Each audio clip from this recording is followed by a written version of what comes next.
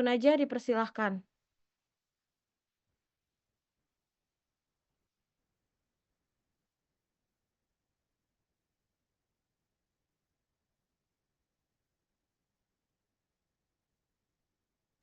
Assalamualaikum.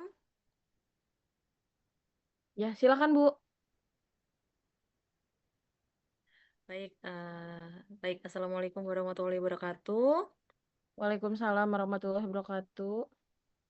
Alhamdulillah, puji syukur kehadirat Allah Subhanahu wa Ta'ala yang telah memberikan rahmat sehat ya kepada kita semua, sehingga pada hari ini kita bisa menyelenggarakan kuliah praktisi dengan narasumbernya Bapak Arofi Yanuar Rahman. Eh, Sebelumnya, terima kasih kepada Pak Arofi Yanuar Rahman yang berkenan di hari Sabtu ini untuk memberikan kuliah dan pemaparan terkait dengan sistem jaminan mutu pangan seperti itu, Pak. Dan ini memang kami apa ya, dibutuhkan sekali kolaborasi antara universitas dengan industri gitu kan. Industri sebagai penerapan ilmu, sementara kita dari universitas ini yang apa, dibutuhkan insight-insight perkembangan keilmuan terbaru seperti itu. Dan terima kasih sekali Pak Arofi ini berkenan untuk memberikan insight kepada mahasiswa kami terkait dengan sistem jaminan mutu pangan. Eh, Terima kasih juga kepada Ibu Winda dan Ibu Fitria selaku pengampu dan Ibu Winda selaku tim panitia ya pada kuliah praktisi hari ini yang telah menghubungkan eh, Pak Arofi sehingga Pak Arofi ini dapat memberikan keilmuannya kepada mahasiswa teknologi pangan.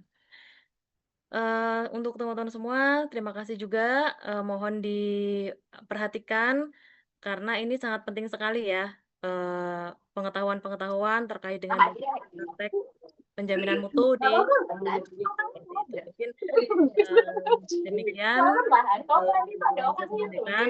Saya buka kegiatan kuliah praktek hari ini dengan bacaan Nggak bakal di absen nggak sih? bacaan basmalah. Bismillahirrahmanirrahim. Baik, saya kembalikan lagi kepada Ibu Winda selaku moderator. Ya, baik. Terima kasih Bu Zulfa atas arahan dan sambutannya. Betul ya, teman-teman. Jadi mohon nanti diperhatikan karena ini akan menjadi sangat penting sekali bagaimana kalian akan mengetahui penerapan mutu di industri pangan itu seperti apa. Baik, mungkin untuk sebelum kita masuk ke sesi pemaparan materi dari Pak Rofi, kita foto bersama terlebih dahulu. Sebentar. Mungkin bisa dia oke, baik. Saya akan membantu untuk screenshot seperti itu. Galeri mana? Oke. Ya, baik. Kita screenshot ya. Pertama, 1, 2, 3. Oke. Sebentar. Ya, oke. Sebentar ya. Aduh. Kemudian, sebentar. Kemudian, slide kedua. 1, 2, 3. Ya, baik. Oke. Wah, slide ke-3. Sebentar. 1, 2, 3. Oke, baik. Oke, lalu slide ke-4. 1, 2, 3. Ya, baik. Dan yang terakhir ya, slide ke-5. 1, 2, 3. Ya, oke, baik. Oke. Ya, oke. Baik, terima kasih Bapak Ibu dan rekan-rekan sekalian.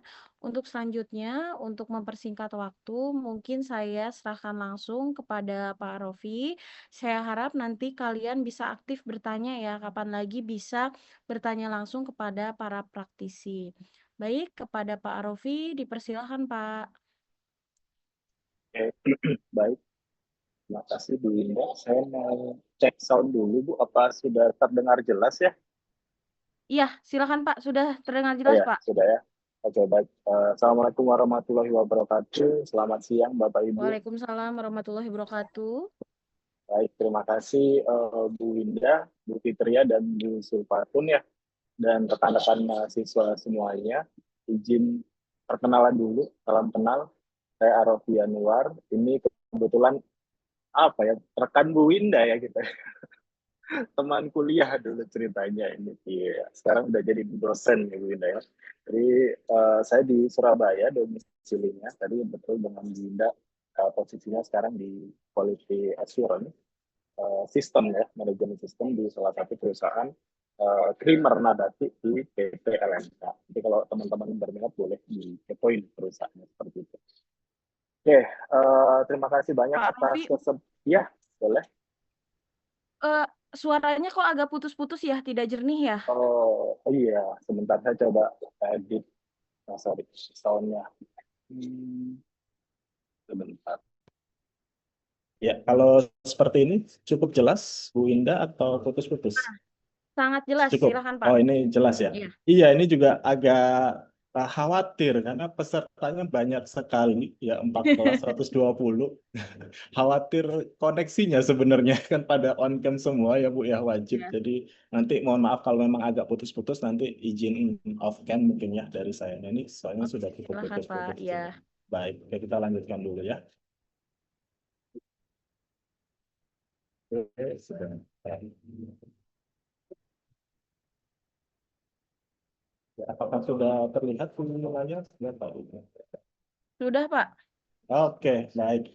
Nah, ini sesuai diskusi ya kemarin dengan Bu Winda dan juga dosen mata kuliah pengampu untuk penjaminan mutu. Nanti di sini saya akan lebih detail mungkin eh, part ya, subnya dari penjaminan mutu. Ini kan cukup luas, tapi nanti saya akan coba sharing yang lebih spesifik di rencana mutu, penelusuran, dan juga penarikan produk. Ini kan kita sama-sama ya di jurusan teknologi pangan gitu ya, di lingkup manufaktur ya, nanti manufaktur makanan. Dan ini saya ambilnya based on standar ya, persyaratan dari ISO 9001 2015 dan ISO 22000 2018. Nanti spesifik memang di sini, nanti mungkin juga ada sedikit yang ada di BPOM, nanti boleh ya kita sharing-sharing. Oke, sebelum ini izinkan memperkenalkan lebih detail mungkin ya. Ini saya ambil dari format CV teman-teman, rekan-rekan mahasiswa. Jadi pengalaman saya sejak lulus 2014 di Teknologi Pangan Universitas Pajajaran gitu ya.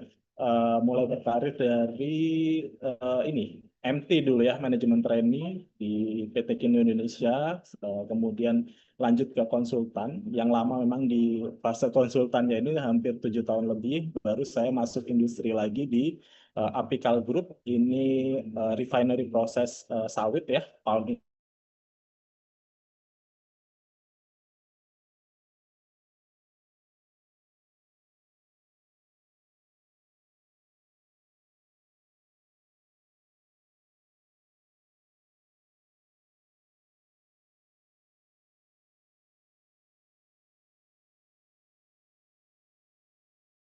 Halo, Pak Rofi. Putus ya sepertinya ya Pak.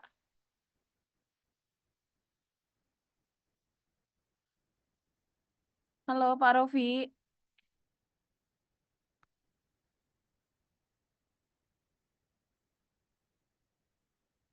Sebentar. Mungkin ada jaringannya kurang bagus. Ditunggu sebentar ya.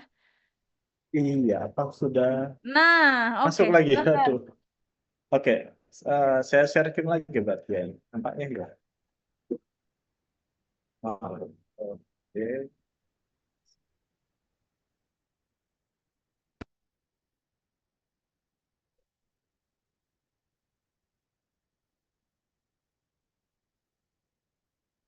Iya, mohon maaf. Oke. Ya, jadi kurang lebih seperti ini. Jadi memang banyak experience saya di bidang ISO standar ya. Nanti kita kenalan juga sedikit dengan ISO. Nah, saya sempat diskusi sama Bu Winda. Ini teman-teman mahasiswa sudah PKL belum? Sudah pernah visit ke pabrik makanan belum gitu ya? Oh, ternyata masih semester 5 gitu ya. Nah, ini juga nanti PR ya di semester 7 ya Bu Winda yang mungkin akan segera memasuki mengunjungi industri jadi supaya menjadi lebih dapat bayangan gitu ya. Betul, industri Kalau makanan ini kunjungan gimana? Kunjungan Kalau sudah? kunjungan industri aja sih sebenarnya sudah Pak yang apa Oke. yang sehari begitu ya. Cuma kalau PKL memang Oke. belum seperti itu. Loh, nah ini kan saya sedikit sharing juga di industri pangan ini bagaimana sih kondisinya. Jadi nanti ketika PKL, nah jangan cuma datang lihat-lihat gitu ya, nyatet-nyatet terus pulang. Nah nanti harus bisa menggali gitu ya, explore lebih apa sih yang orang-orang lakukan gitu sebagai lulusan teknologi pangan dan bekerja gitu ya. Nanti apa saja yang akan dipelajari dan dapat pengalaman di sana Pak ya. Oke. Nah, apa saja yang akan saya sharing nanti ya? Pertama, saya akan coba mengenalkan ya rekan-rekan mahasiswa orang lulusan teknologi pangan ini kerjanya jadi apa gitu ya kalau di pabrik makanan gitu. Apakah harus masuk pabrik makanan? Apa ada eh, peluang-peluang yang lain gitu ya? Nah, terkait bisnis proses. Jadi pekerjaan ketika masuk pabrik itu bisnis prosesnya seperti apa? Jadi terkait quality dan juga food safety role peran kita sebagai apa sih di sini ya. Kemudian terkait dasar food safety and quality management system. Panjang nih Pak judulnya apa nih gitu ya. Jadi kalau di bahasa Indonesia kan kita akan mengenal pengelolaan gitu ya. Bagaimana mengelola sistem untuk menghasilkan produk yang bermutu dan aman. Nah, kan di sini sudah dapat hasap ya Bu Winda ya. Bagaimana menjamin produk yang keluar itu tidak membawa bahaya gitu ya. Dan basic untuk karakteristik mutu, bagaimana produk yang dihasilkan ini bermutu. Nah, ini standarnya nanti teman-teman mungkin juga akan ada agenda training sendiri ya Bu ya mungkin. Training HACCP atau ISO ada pelatihan? Kalau HACCP mungkin mereka belajar apa namanya buat HACCP plan-nya di mata kuliah ini Pak, kebetulan di Oke. praktikumnya. Oke. Ya. Oke, nanti kalau ke depannya mungkin dari himpunan mahasiswa atau apa gitu ya, biasanya mengundang trainer Harusnya luar. ya Pak, Nah, harusnya. ya Ya ini saya mungkin nanti. sangat sarankan untuk standar ISO. Kebetulan kalau tidak salah tahun depan itu juga keluar standar baru. Ini kan versinya udah lama ya 2015, nanti akan standar baru versi 2026. Baik ISO 91 maupun ISO 22000. Jadi kalau yang memang berminat akan masuk ke industri, saya sarankan dapat pelatihan ini. Nanti saya akan spill dikit ya, apa sih yang di dalam isinya. Oke, kemudian tadi sesuai rencana kita akan bahas quality plan ya atau rencana mutu, kemudian terkait traceability atau sistem penelusuran, mampu telusur dan penarikan produk. Nah, nanti juga akan sedikit case study terkait penarikan produk coklat. Ini real ya, jadi produknya ditarik dari pasaran. Oke, nah ini bayangan nih semester 5, aduh masih berapa lagi? 3 semester lagi gitu ya sampai lulus gitu ya. Tapi kan kita mahasiswa di sini rekan-rekan pasti dream-nya adalah lulus tepat waktu atau malah lebih cepat gitu ya. Nah ini harus goalnya pertama lulus dulu. Nah setelah lulus kemana gitu kan? Nah apa sih pilihannya gitu? Mungkin ada yang sudah terpikir lanjut S2, mengejar beasiswa atau mau mulai bisnis sendiri gitu ya, sebagai startup ya atau entrepreneurship sudah punya sekarang sudah punya sambilan Pak nanti mau difokuskan pengembangannya atau mau daftar PNS gitu ya di regulatori di BPOM gitu ya atau BUMN BUMC ya plesetannya yang swasta ini BUMC gitu ya konten kreator mungkin atau nah yang akan saya sharing di sini adalah spesifik yang bercita-cita atau berbayang untuk masuk di manufaktur di food industry. Nah, lulusan teknologi pangan bisa jadi apa bagiannya apa gitu ya, departemen apa masuknya. Nah, di sebelah kanan ini saya sharing ada yang namanya QA ya atau quality assurance. Bahasa Indonesianya jaminan mutu, menjamin mutunya. Nah, maksudnya apa? Kerjanya ngapain Pak gitu ya?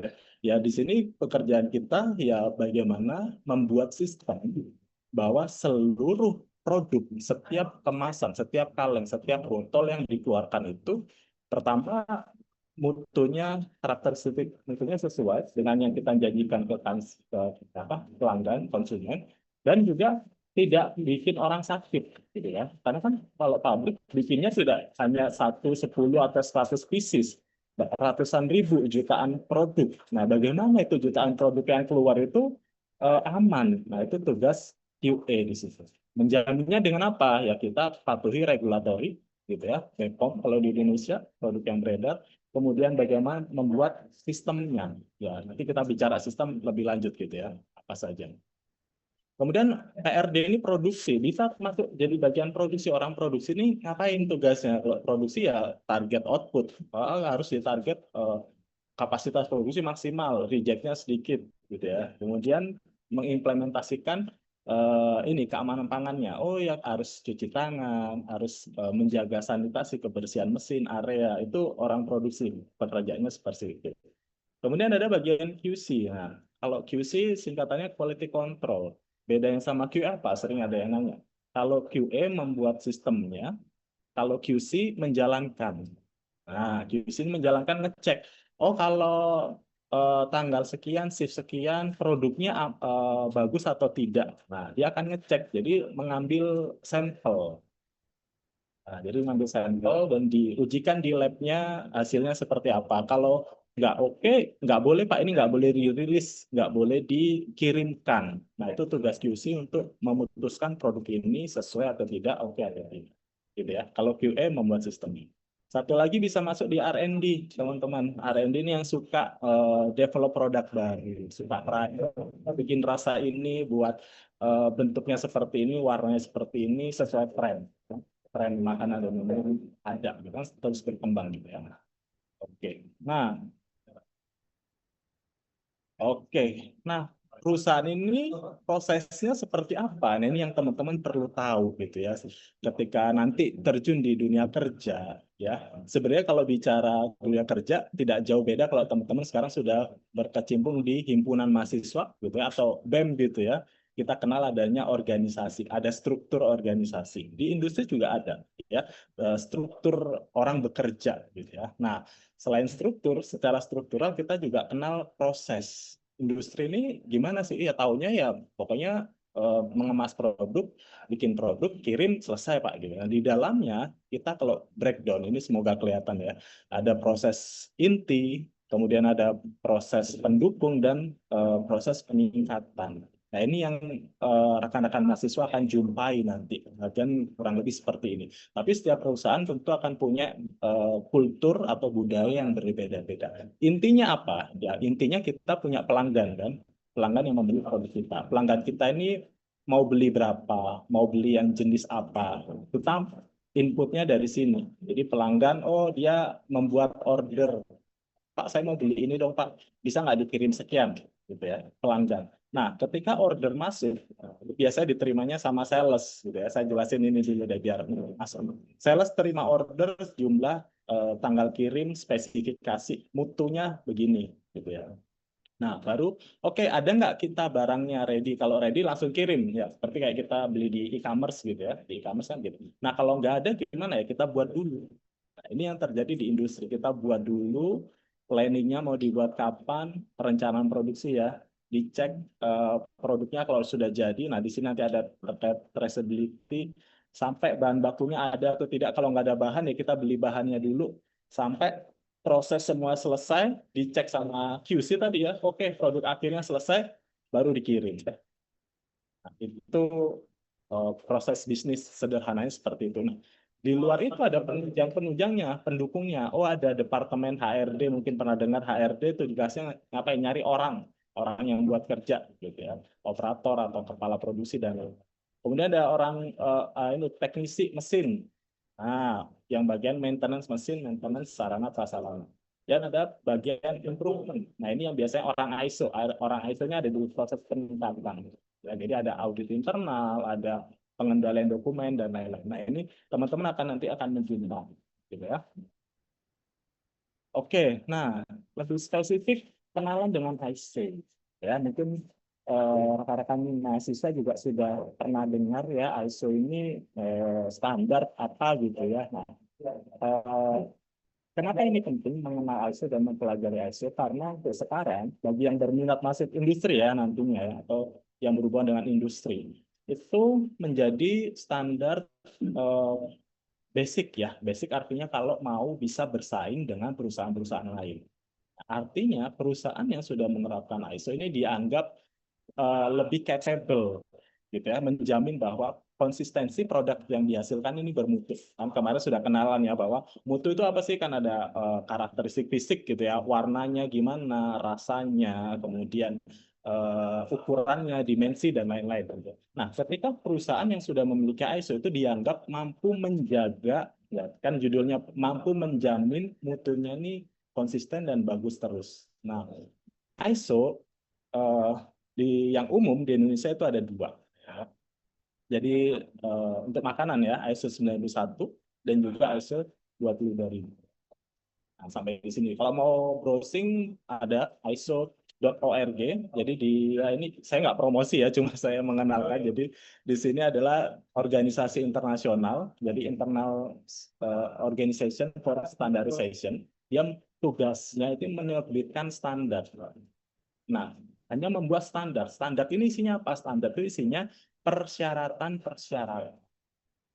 Ya, jadi kalau apa ya, kalau mahasiswa gitu ya, kan kalau mau ujian biasanya ada kisi-kisinya, gitu ya. Oh iya harus bisa bab sekian dan lain-lain itu yang akan diujikan kan gitu.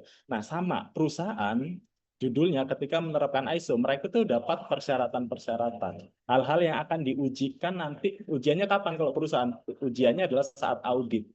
Nah, ISO hubungannya sama audit. Audit tujuannya adalah kalau lulus ya kamu dapat sertifikat ISO-nya. Nah, yang diminta pelanggannya adalah, oh ya kamu sudah punya sertifikat ISO mana sertifikat. Itu adalah bukti kelulusan. Nah, isinya itu ya persyaratan-persyaratan. Oke, sampai di sini. Nah, persyaratan-persyaratan ini yang berhubungan dengan mutu itu di ISO 91. Yang berhubungan dengan keamanan pangan itu ada di ISO 23000. Gitu ya. Jadi fokusnya sudah jelas di sini. Sehingga kalau ISO 91 boleh bisa diterapkan semua jenis perusahaan. Gitu ya. Mau dia bikin rokok, dia jasa angkut transportasi, dia perbankan, dia kampus. Nah, misalnya di Untirta nih kan mau nerapin ISO 91 bisa. Semua bidang mau barang atau jasa itu bisa. Nah, tapi kalau di ISO 22000 adalah perusahaan-perusahaan yang bergerak di rantai makanan. Nah, ingat ya, rantai makanan itu ya berarti dari perkebunan, peternakan, sampai jadi barang jadi. Nah, semua yang berhubungan dengan makanan itu bisa menerapkan ISO 22000. Karena berhubungan dengan makanan. Termasuk kemasan juga. Jadi packaging, ya, manufaktur packaging itu juga menerapkan ISO 22000. Oke, kemudian yang diatur di sini adalah intinya menjamin bagaimana perusahaan ini mengelola perusahaannya. Jadi selain tidak hanya proses produksinya, tapi termasuk departemen-departemen lain yang ada di bisnis proses itu mampu satu tujuan mengeluarkan produk yang bermutu, menjamin. Dan atau satu lagi kalau 20 berarti produknya. Gitu ya, sekelas tentang ISO. Jadi goalnya kalau sudah dapat ISO, dia akan diaudit. Nah, setiap tahun dia akan diaudit oleh badan sertifikasi namanya dan akan mendapatkan sertifikat. Oke, nah boleh ya agak detail sedikit ya masuk di ISO-nya. Jadi Integrated Food Safety and Quality Management System ini kalau bicara tadi isinya persyaratan. Persyaratannya apa saja? Di sini ada kita sebutnya biasanya klausul atau pasal ya. Jadi kalau di kitab undang-undang gitu ya, melanggar pasal sekian gitu ya kalau dihukum. Sama di sini juga kalau tidak memenuhi persyaratan atau pasal nanti akan dikenakan finding atau temuan ya. Temuan juga macam-macam, ada yang berat, ada yang ringan gitu ya. Kalau yang sangat berat critical finding itu sertifikatnya bisa dicabut. Nah, gitu ya sama ya kalau kita ada hukum yang berat, nah itu kan kalau di pengadilan ada sanksi-sanksi. Sini juga gitu ya. Nah, apa yang menjadi persyaratan? Di sini ada konsep plan, do, check, dan action gitu ya. Nah, ini ada mulai klausul 4 sampai 10. Tapi kalau kita bahas 4 sampai 10 nggak akan kelar gitu ya di sesi yang satu ini, tapi kita nanti akan fokus di yang saya lingkari adalah operation. Jadi di traceability quality plan ini ada di klausul 8 ya teman-teman. Dan nanti akan proposisi. Lainnya ya juga akan ada. Nanti kalau dapat training full-nya akan dijelaskan. Oke. Nah, agak ketemu bagan lagi ya. Jadi harap sabar kita boleh masuk detail-detail lagi gitu ya. Jadi ketika bicara klausul 8 dan ISO, ini saya ambil dari standarnya. Jadi mungkin teman-teman ada yang kenal konsep PDCA ya atau Plan, Do, Check, dan Action. Jadi untuk menerapkan ini supaya mudah dipahami, kita bicaranya siklus. Nah, siklus ya. Jadi setiap perusahaan yang sudah dapat ISO, setiap tahun akan diaudit. Nah, setiap masih pegang sertifikat, siklus ini akan terus ada. Jadi startnya adalah dari 4 ya, kan tadi urut ya. Nah, saya nyalain pointernya dulu.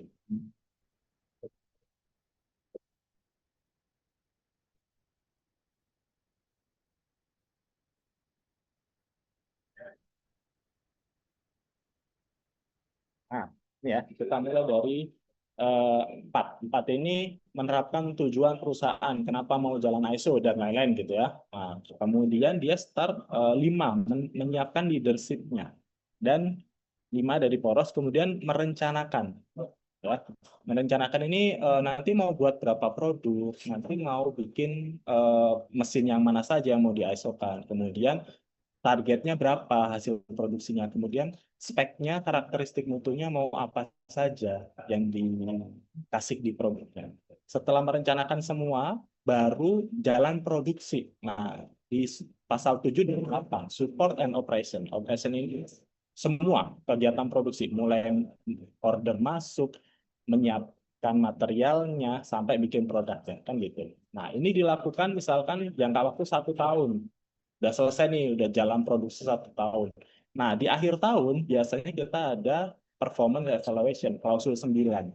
Jadi dalam 1 tahun kita bagaimana nih performanya, mutunya konsisten nggak, ada yang jelek nggak, ada yang komplain nggak, gitu ya. Nah, ini ada klausul 9. Terus yang tidak sesuai itu kita lakukan audit di sini. Kemudian temuan-temuannya atau ketidaksesuaiannya, nah kita akan perbaiki di action-nya, improvement. Ya. Nah, setiap tahun dia akan jalan terus seperti ini. Itu ISO 9001. Ya. Nah, bedanya ini yang 22.000. Nah, kalau 22.000 kurang lebih sama PDCA-nya. Cuman untuk operation-nya dia ketambahan. Nah, kemarin teman-teman sudah belajar hasap. Nah, ini hasapnya di sini. Dia pecahan dari klausul 8. Ada operational planning and control untuk food safety. Oke ya. Oke. Sampai sini dulu mungkin ada yang ingin bertanya tidak? Untuk tadi kan sudah masuk ya pekerjaan lulusan teknologi pangan di industri gitu ya. Sebelum saya lanjut nih untuk dan juga kenalan terkait ISO. Ada yang mungkin ada ini pertanyaan dulu dari 120 mahasiswa atau lanjut dulu biasanya?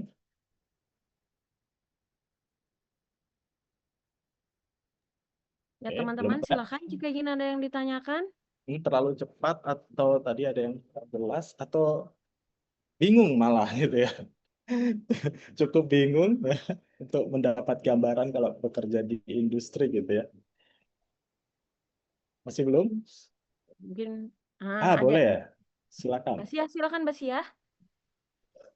Mohon maaf Bapak Ibu, saya ada kendala jaringan, ingin bertanya tetapi dalam keadaan off cam.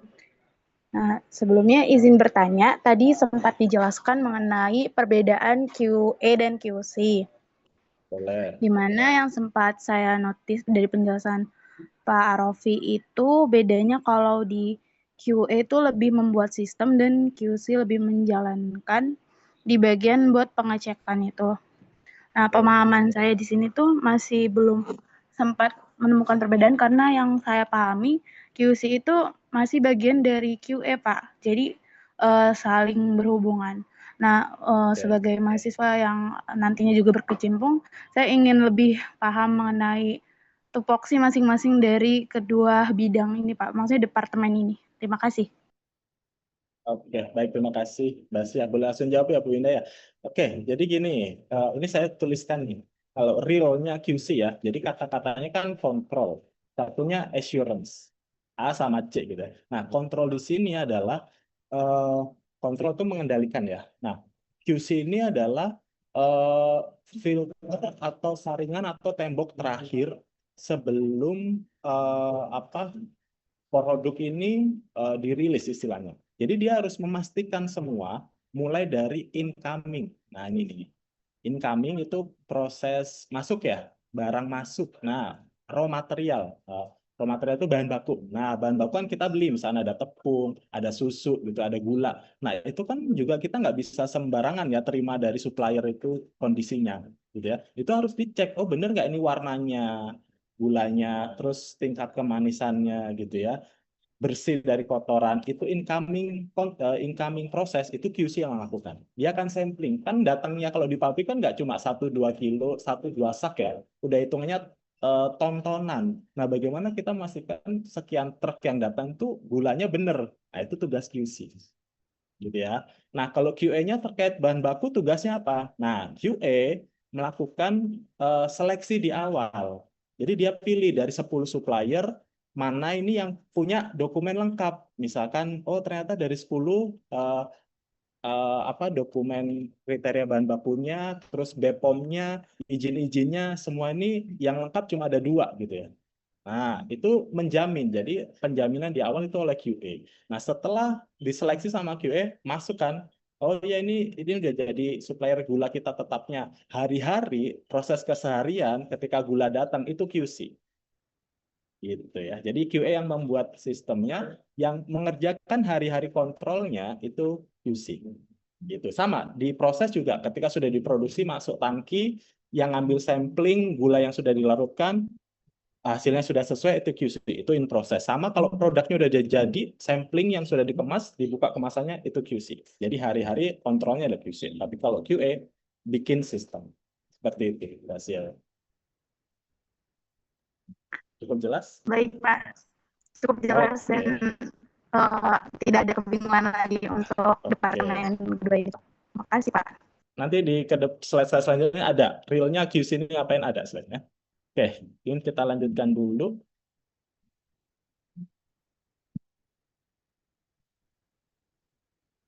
Oke, ini tadi sudah. Oke. Nah, sekarang masuk ke topik yang pertama. Bicara rencana mutu atau quality plan. Nah, ini ekspektasi saya karena kan mahasiswa sudah dapat pengantar mutu dulu ya. Jadi mutu itu apa, karakteristik mutu itu apa, bagaimana mencapai mutu gitu ya, dari Bu Fitria dan Bu Zulfatun gitu ya. Nah, di sini adalah ketika kita punya pelanggan, konsumen, otomatis konsumen ini kan berharap menerima produk yang bermutu gitu ya. Oh, rasanya enak, kemasannya bagus gitu ya. Terus nggak melempem misalkan kerupuk, atau semuanya lah, pokoknya yang bagus sesuai yang dijanjikan oleh pabrik gitu kan. Nah, di sini muncul perencanaan dan pengendalian operasi.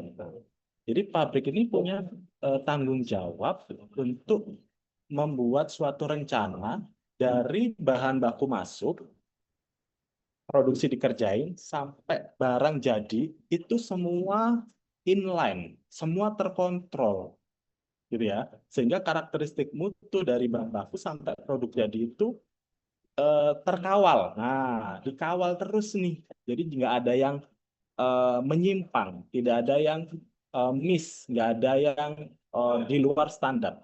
Nah, itu kita sebut sebagai rencana mutu. Atau di ISO, ada di klausul ini ya, pasalnya 8.1, itu bicaranya quality plan. Ini real. Jadi di industri itu semua ya, yang sudah jalan ISO ya otomatis ya, itu punya yang namanya rencana mutu. Oke, isinya apa gitu ya.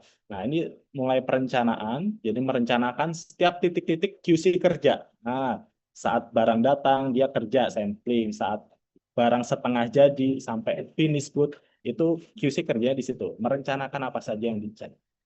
Kemudian menjalankan, mulai kerja, kontrol. Terus kalau ada yang ditemu nggak sesuai, apa yang dilakukan, pengendalian, terus pemeliharaan, hingga yang terakhir updating. Kan perusahaan setiap tahun bergerak ya, dia nambah produk, nambah line, itu namanya pembaruan. Oke, itu dasarnya. Jadi pasti ada satu dokumen yang namanya quality plan. Oke, nanti bentuknya seperti ada contohnya. Nah, kita ada dua nih, ada quality plan sama food safety plan. Nah, kalau kemarin belajar HACCP, ya HACCP itu maksudnya food safety plan, HACCP. Jadi rencana untuk menjamin produknya ini tidak terkontaminasi aman. Itu di ISO 2020. Tapi yang di sini kan HACCP sudah belajar nih katanya. Jadi kita nggak perdalam lagi. Saya akan perdalam yang untuk 91, gitu ya. Ada control point sama inspection. Nah ini yang namanya rencana mutu tadi. Oke. Nah kita masuk lagi. Oke, ini banyak kata-katanya karena saya ambil langsung dari standarnya persyaratan. Jadi kalau bahasa standar itu kita sebutnya apa ya? Bahasanya tinggi gitu ya, bahasa hukum gitu ya, bahasa dewa gitu ya. Menerjemahkannya agak susah. Nah, tapi kita belajar ya. Kalau baca standar itu seperti ini contoh yang di kiri ini ya. 8.1 perencanaan dan pengendalian operasional gitu ya. Kalau dibaca organisasi harus merencanakan bla bla bla mengimplementasikan gitu kan persyaratan sesuai bisnis prosesnya gitu ya. Nah, intinya apa dari sini? Nah, kalau teman-teman nanti mau baca lebih detail, intinya adalah setiap titik step proses gitu ya, itu ada pengecekan yang dilakukan oleh QC sehingga kalau ada parameter mutu yang tidak sesuai itu di stop. Nah, produknya jangan dilanjut dulu. Kalau maksa lanjut bisa gagal produknya, gitu ya. Apa sih parameter mutu? Oh iya kemarin misalkan kalau di minuman contoh ya, kalau di tempat saya dulu yang pertama minuman, oh dari warnanya, kejernihannya, oh dari rasanya, tingkat kemanisannya, oh dari keasamannya. Jadi ada sensori di situ, sampling. Wah ini kok agak gosong ya rasanya. Oh ini kok agak kurang manis ya. Ini warnanya kok gini. Itu tugas QC. Ketika menemukan produk setengah jadi seperti itu, dia stop. Oh mixingnya ini kurang lama, silakan proses lagi. Itu yang ditetapkan di sini.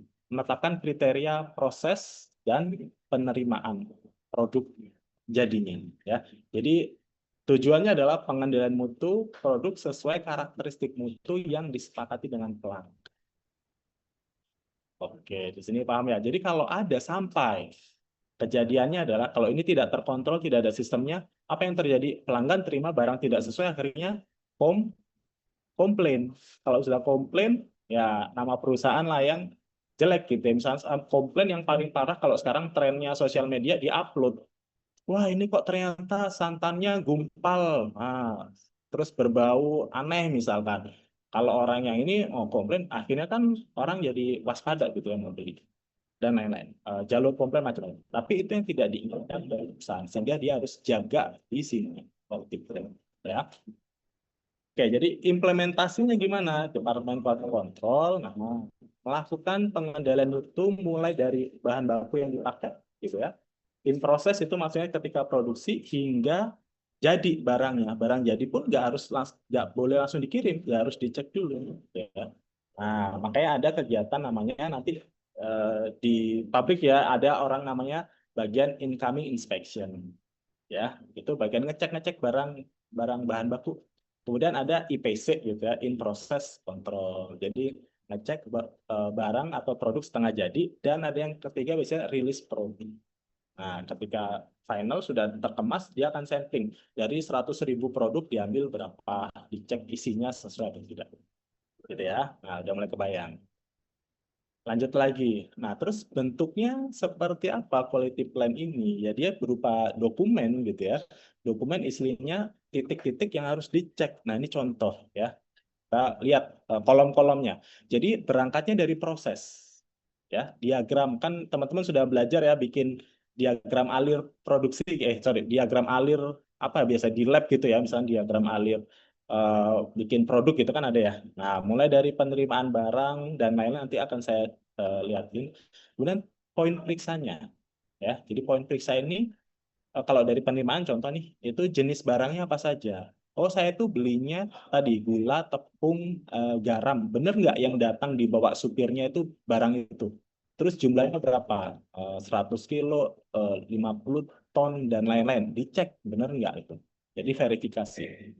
Warna gitu ya, dan lain-lain parameternya. Loh, kalau beli, kita kan nggak mau ya beli barang gitu, terus loh, kok nggak cocok nih sama yang saya pesan, atau loh kok baunya beda. Nah, itu tugas QC, mengidentifikasi ada sesuai atau tidak sesuainya barang yang datang, gitu ya, QC incoming. Nah, terus ada standar periksa. Nah, standarnya seperti apa sih? Bau, warnanya, barang tadi, bahan bakunya. Dia pakai apa? Butuh alat nggak? Oh, pakai sensoris saja. Oh, ternyata butuh ini pengukur tingkat kemanisan, pakai brix ya. Nah, refraktometer misalkan, itu punya. Makanya ada lab di situ. Macam-macam. Oh, butuh pH meter, ada ya di lab kan juga familiar, dan lain-lain, gitu ya. Jadi point check itu butuh alat di sini. Kemudian sampelnya jumlahnya ambil berapa? Dari satu truk ambil atas, tengah, bawah, depan, tengah, belakang, awal, tengah, akhir. Nah, itu ada prosedur sampling juga. Harus mewakili dari populasi gitu ya. Kalau belajar statistik, nah itu juga ada hitungannya. Frekuensinya berarti setiap kedatangan. Nah, ini ada PIC atau person in charge, penanggung jawabnya siapa sih yang jalan untuk ke truk ngambil sampel. Oh, ada orang, staff, gudang, incoming, QC gitu ya. Oke. Terus, nah, yang juga tidak kalah penting kalau kerja di industri adalah yang namanya catatan mutu. Itu harus dicatat. Nah, kalau kita udah ngecek-ngecek, nah kalau nggak dicatat, nah buktinya apa gitu ya. Jadi ada laporan-laporan nanti yang dibuat. Nah, ini ya kerjaan nanti kalau udah masuk industri. Bikin ngisi-ngisi form, laporan-laporan. Nah, ini ya wujud kerja kita. Oke. Satu lagi, kalau pas terima, waduh Pak, pas saya terima nih kok barangnya nggak sesuai standar periksa. Nah, itu kita sebut sebagai tindak lanjut dari ketidaksesuaian. Apakah langsung ditolak, atau disortir, atau lapor siapa? Nggak mungkin ya barang tidak sesuai kita langsung terima. Pasti ada ini. Nah, dipisahkan, reject ya pada area karantina gitu ya, atau area sementara gitu. Nanti baru diambil keputusan sama manajemen. Oh ya, kita tolak, kita minta klaim, atau kita bisa terima sebagian, kita nanti lakukan sortir dan lain-lain. Nah, ini adalah wujud dokumen quality control yang harus dibuat. Nah, ini buatnya juga sama QA, nanti QA yang buat ya. Oke. Nah, ini contoh detail lagi ya, teman-teman. Ini juga nanti mungkin ada praktikumnya ya, Bu Winda atau Bu Fitria, yang berhubungan dengan ini ya, apa? Kalau sempat saya dulu ada bikin market industri gitu ya, bikin pabrik-pabrikan. Nah, bikin Oh, pabrik-pabrikan, kalau apa itu itu namanya? di mata kuliah berbeda, Pak. Di semester Oh, 6 itu beda. aku di perencanaan industri pangan, nanti kita buat market. Bikin market, bikin flowchart mungkin ya. Nah, ini Ya, juga bisa betul, nih betul, jadi betul. tugas gitu ya. Iya. Misalkan punya produk apa di Rancop ya, sorry, yang bikin produk baru itu apa Bu Indah? Pengembangan produk baru, Pak.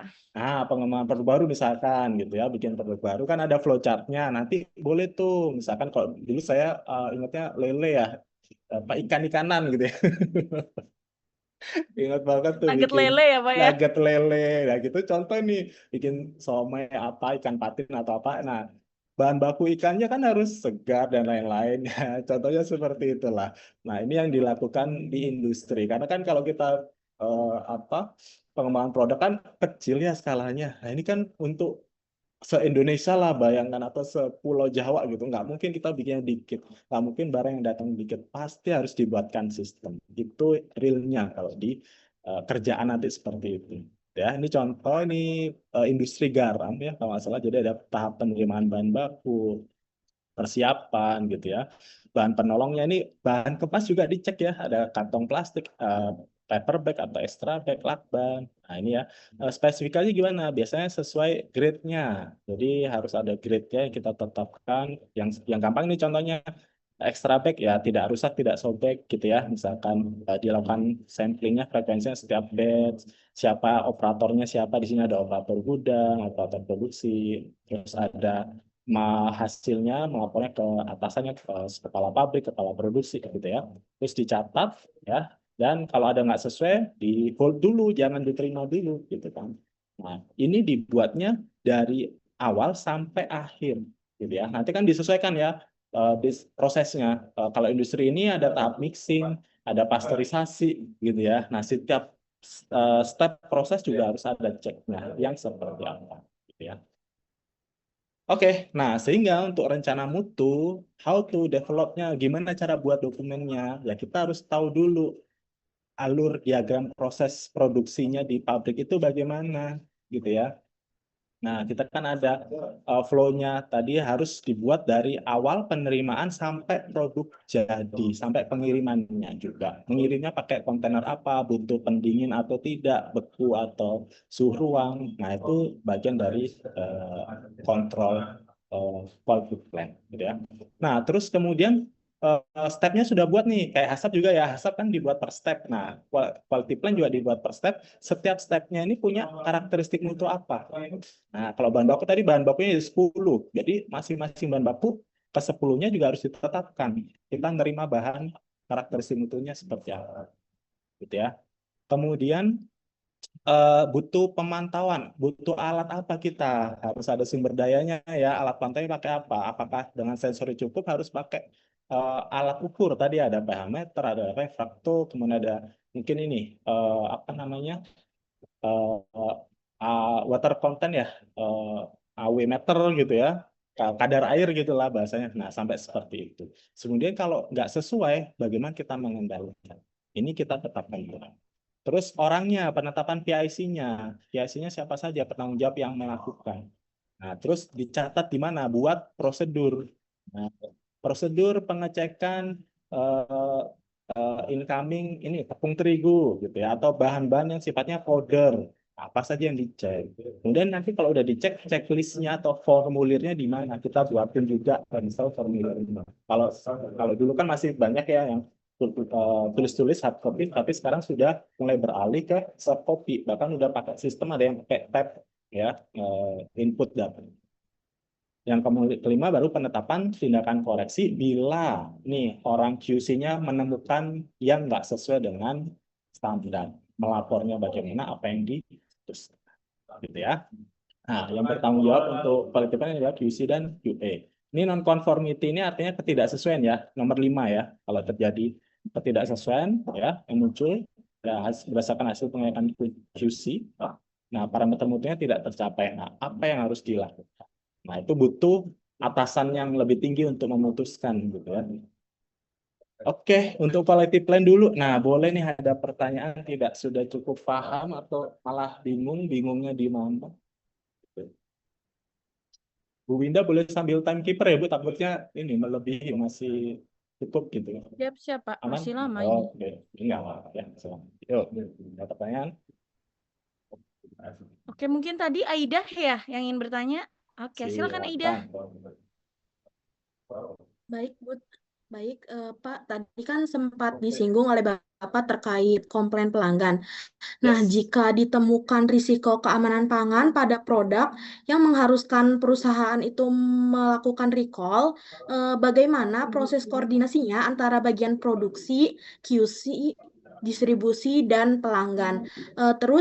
Dan kira-kira apa sih tantangan terbesar ketika harus melakukan recall dalam waktu cepat? Terima kasih, Pak. Oke, baik. Terima kasih Aida. Salam kenal ya. Oke, ini recall itu hubungannya dengan komplain, iya betul. Tapi ada tidak yang recall tanpa ada komplain dulu gitu ya? Ada ketika memang recall-nya inisiatif dari internal. Jadi gini ya, mekanismenya seperti ini.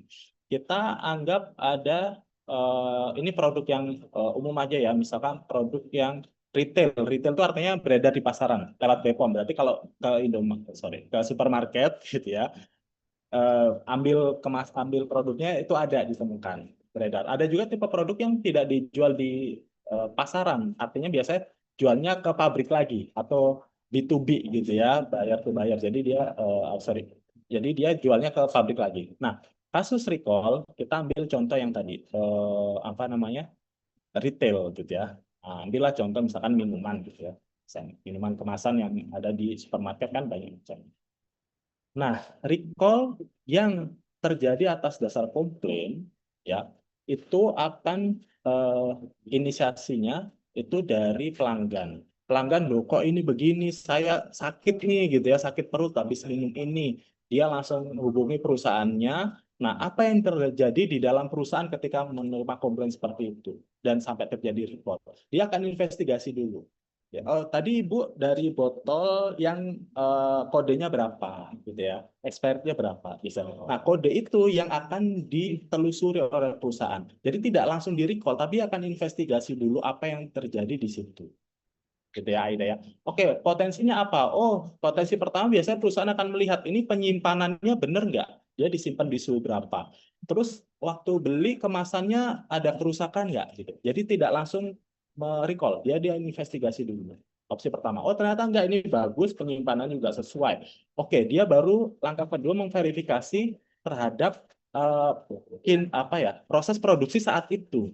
Jadi di pabrik itu ada namanya retain sample, gitu ya. Contoh, ini yang beredar di pasaran tadi, gitu ya. Nah, mereka akan punya kopinya di batch tersebut, di QC biasanya, atau sampel pertinggal. Sampel ini akan diuji dia. Gitu. Oke, saya cek dulu ya. Ternyata diuji bermasalah memang dia. Mikrobiologinya tinggi, bakterinya tinggi. Nah, di situ baru terjadi recall. Gitu ya. Jadi harus valid memang produk dia bermasalah. Nah, ini kan yang sudah beredar banyak ya di supermarket teman-temannya ini banyak gitu. Kode batch tersebut. Nah, dia akan inisiasi langsung recall. Jadi pertama yang menerima ini QA punya komplain, dia akan minta QC investigasi gitu ya. Nah, setelah memang valid masalah di produk batch sekian, nah manajemen biasanya ada tim recall. Nah, jadi tim recall ini terdiri dari sales, marketing gitu ya, yang gimana konsumen. Kemudian ada logistik yang tahu lokasi distribusinya gitu ya, pengirimannya. Terus ada QA QC tadi. Terus ada biasanya ini ketua manajemen keamanan pangan atau food safety team leader FSTL gitu ya, ketua tim HACCP lah. Nah, mereka itu yang akan memutuskan, oke ini kita yang salah, kita akan recall. Nah, itu yang terjadi. Tapi tidak semudah itu biasanya. Harus menemukan valid. Tapi kalau valid, recall harus dilakukan secepat itu. Gitu ya. Nah, setelah keluar, ketok palu ini harus di-recall. Nah, industri akan berkoordinasi dengan BPOM juga. BPOM akan menerbitkan istilahnya public warning ya. Jangan mengkonsumsi, jangan beli ini dulu, ini akan di-recall. Gitu. Kasus yang nanti akan saya jadikan case study itu yang ini, coklat. Nah, kalau 2022 sih udah agak lama, itu ada penarikan coklat grupnya Kinder Joy. Nah, nanti kita akan bahas. Ya. Kan selalu ya ada pengumuman recall produk sekian-sekian. Itu yang dari komplain.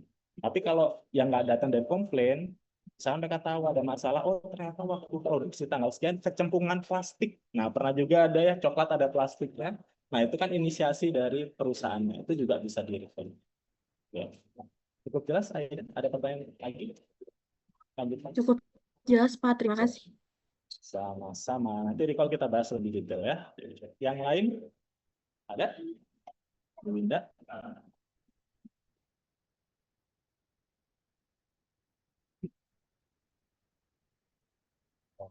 Oke.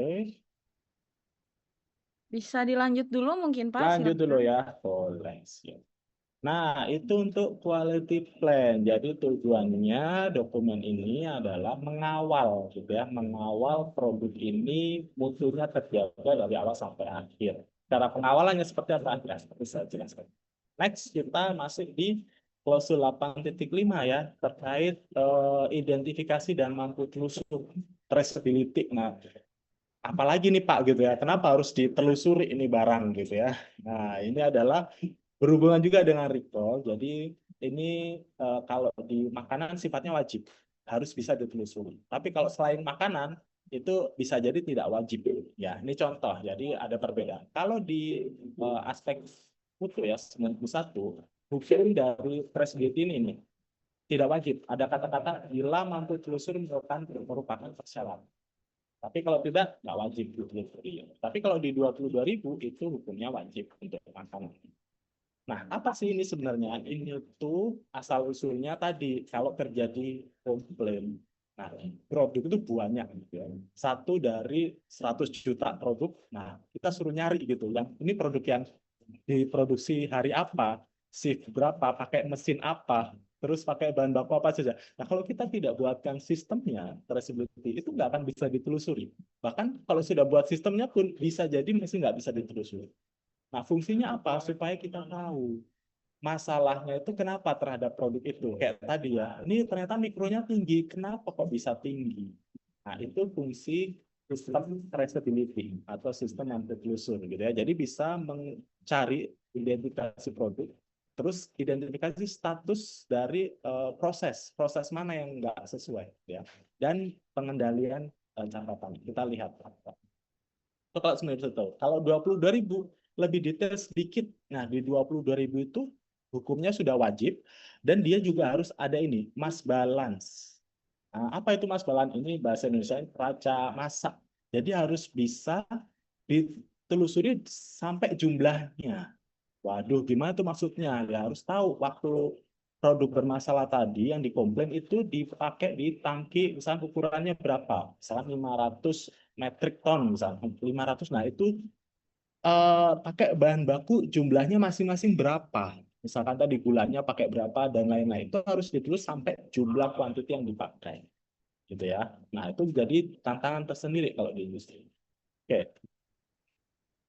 Nah, di sini dipersyaratkan sampai umur simpan catatan ya. Jadi kenapa ini penting? Karena kalau ada form atau checklist yang hilang, ya itu nggak bisa ditelusuri, gitu ya. Makanya nanti ada persyaratannya kalau dokumen-dokumen di pabrik makanan itu harus disimpan sampai umur simpannya plus 1 tahun. Nah, misalkan, oh ini produknya 2 tahun nih beredar, di lewat 2 tahun dia expired. Nah, dokumen yang ada di pabrik itu harus disimpan 2 plus 1 tahun, jadi harus 3 tahun disimpan. Nah, apa ya istilahnya membackup supaya kalau ada komplain, ada perlu bermasalah, masih ada nih dokumen ini. Report ini masih ada dokumennya. Oke. Kemudian, nah kita next dulu deh. Nah, sini ya.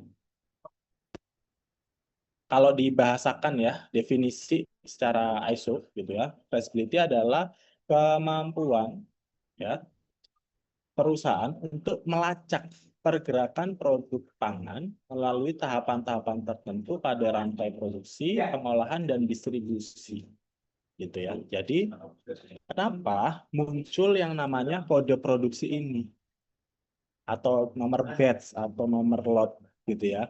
Nah, ini contoh berita nih. Waspada, banyak ditemukan produk pangan berkemasan rusak di supermarket. Nah, terus kalau kita mau komplain tadi ya, mau telepon nih perusahaan, atau mau email, atau mau mention di Instagram gitu ya, pasti perusahaan akan nanya, ini produk yang tanggal berapa kodenya? Kalau nggak ada kode, itu ya nggak bisa ditelusuri, harus terbaca kodenya. Makanya di sini muncul traceability ini salah satu prinsip utamanya, nomor 1 adalah kode. Membuat kode produk. Nah, yang paling umum istilahnya ada batch sama lot gitu ya. Nah, dari sini contoh nih, ini contoh saja ya. Misalkan nomor 210.149. Nah, yang tahu arti dari urutan nomor ini itu siapa? Itu ya pabriknya. Gitu. Mungkin bisa 21 ini tanggalnya gitu ya. 01 ini bulannya, 49 ini misalkan urutan produksi mereka. Nah, kita kan nggak tahu. Nah, ini yang bisa menerjemahkan hanya pabriknya ya. Kalau yang bawah ini batch before expired, ini konsumen. Tapi kalau batch ini info untuk pabrik gitu ya, ketika ada masalah. Nah, yang ada di kanan ini adalah bahasa standarnya. Jadi, apa sih yang diminta oleh ISO 22000? Bahwa perusahaan harus menetapkan SOL ya, sistem traceability ya, kode unik ya, untuk mencari produk ya, dari incoming material sampai barang jadi. Nah, singkat cerita, nah kalau saya terjemahkan dari slide, nah seperti ini. Traceability harus mampu punya identifikasi kode produksi yang tadi ya. Nah, kemudian mampu menelusuri bahan baku yang digunakan, ya. Jadi jenisnya apa, jumlahnya berapa, kode bahan bakunya juga dicatat, sampai suppliernya, belinya dari mana. Kadang karena kalau di pabrik itu kan nggak cuma beli dari satu penjual ya. Misalnya gula, sama-sama gula. Biasanya gula pun ada 3 sampai 4 sampai 5. Nah, kita nggak tahu waktu pas produksi hari Jumat kemarin itu pakai gula dari pabrik yang mana, supplier yang mana. Makanya harus dicatat gitu ya. Kemudian produksinya, oh dia ini diproduksi hari apa, tanggal berapa, shift berapa, ya. Terus personilnya siapa, orang-orang yang terlibat waktu itu. Nah, ini ada di data catatan produksi. Jadi harus link, semua ngelink gitu ya. Terus rilis produk. Nah, labelnya waktu itu, nah siapa yang memberikan gitu, yang membuat status rilisnya itu, yang dirilis jumlahnya berapa, ya harus di-trace. Kemudian retensi dokumen. Nah, umur simpan produknya. Umur simpan produk plus 1 tahun. Kalau produknya 1 tahun, berarti dokumen semuanya ini disimpan dalam 2 tahun. Yang tadi saya sampaikan. Terus juga harus tahu ini produk dikirim kemana saja. Jumlah berapa dan tujuannya kemana. Misalkan ke distributor yang kota mana, gudang yang mana, gitu ya, atau supermarket yang mana. Nah, semua data ini harus tersedia. Ya, makanya kalau di pabrik-pabrik ini yang sudah jalan sistem itu akan punya semua dicatat gitu ya. Kerjaannya ngisi form aja gitu ya. Tujuannya ini salah satunya kalau di pabrik makanan ya. Supaya itu bisa ditelusuri. Kalau itu satu aja nggak dicatat, misalkan kode bahan bakunya nggak dicatat, tanggal produksinya nggak ada catatannya gitu, nggak ketemu gitu atau hilang, ya udah nggak bisa ditelusuri gitu ya.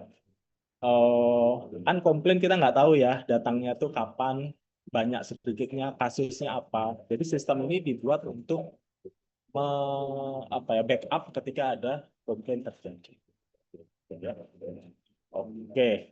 Eh, di kolom yang kanan ini cara membuat kode produk ya, tapi perusahaan beda-beda. Ya, ini contoh saja. Nomor lot produksi ya. Misalkan D, M, Y, L, BBB gitu ya, dan lain-lain. Nah, ini adalah misalkan tanggal produksinya gitu ya.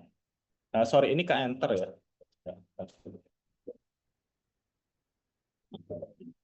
Nah, jadi misalkan contoh nih kode produksi DMY-nya adalah tanggal produksi. Ya, ini yang ada di kemasan misalnya.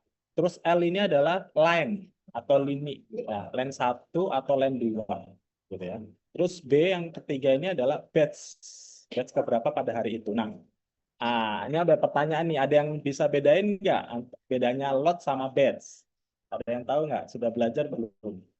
Perbedaan istilah lot sama batch, ada yang tahu?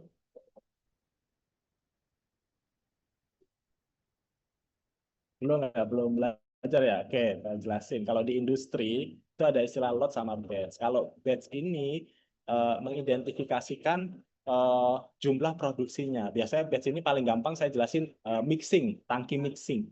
Oh, ini sistem produksinya per batch. Nah, per batch itu per mixing. Jadi kalau satu tangki, misalnya 1000 liter, di mixing, dicampur-campur, kemudian filling gitu ya. Nah, ketika itu habis, itu dianggap satu batch gitu.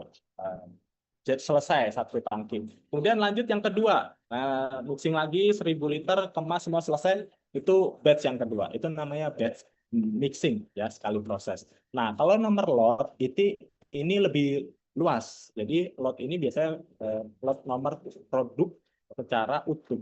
Jadi bisa di dalamnya adalah ada nomor batch. Jadi, kalau batch ini lebih spesifik ke prosesnya. Kalau lot nomor utuhnya. Ya. Oke, nah ini menjadi sistem perusahaan, dia harus netapin mau buat nomor kode produk lot ini seperti apa supaya bisa ditelusuri gitu ya. Ini macam-macam ya, dari yang cuma pendek sampai yang panjang itu macam. Terus, nah setelah punya sistem pengkodean, kemudian mereka akan punya sistem untuk verifikasi. Kita coba ya supaya sistem traceability ini beneran jalan gitu ya. dia akan coba setiap 1 tahun sekali itu harus melakukan traceability. Jadi nggak ada kasus komplain nih, tapi produknya baik-baik saja. Ya udah, yuk kita coba trace yuk. Misalnya ambil di supermarket satu produk kode sekian. Nah, coba saya bisa nggak nge-trace sampai bahan baku supplier yang dipakai. Itu namanya simulasi traceability.